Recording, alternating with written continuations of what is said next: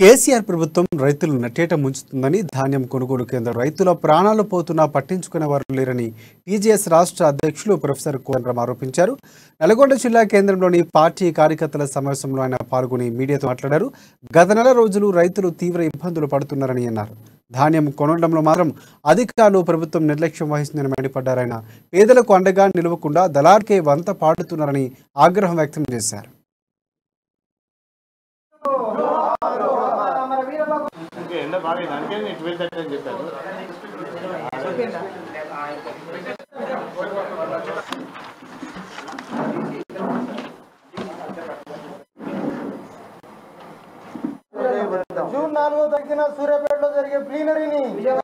రాష్ట్రంలో రైతులు కోతలు పూర్తి చేసిండ్రు. దాదాపు ఏప్రిల్ ఆఖరి వరకు ఏమన్నా మిగిలితే మే మొదటి వారంలో దాదాపు ఎక్కడికక్కడ కోతలు పూర్తయినాయి.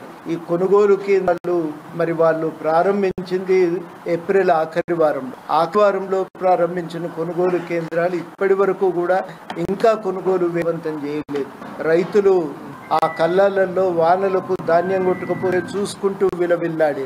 ఎండలు ఇలా విపరీతంగా పెరిగిపోతే తట్టుకోలేక ఇక్కడ చనిపోతున్న వాళ్ళని పట్టించుకున్న వాళ్ళు లేరు. వాస్తవానికి కొనుగోలు కేంద్రానికి రైతు వచ్చిన తర్వాత దాన్ని కొనవలసినటువంటి బాధ్యత ప్రభుత్వానికి.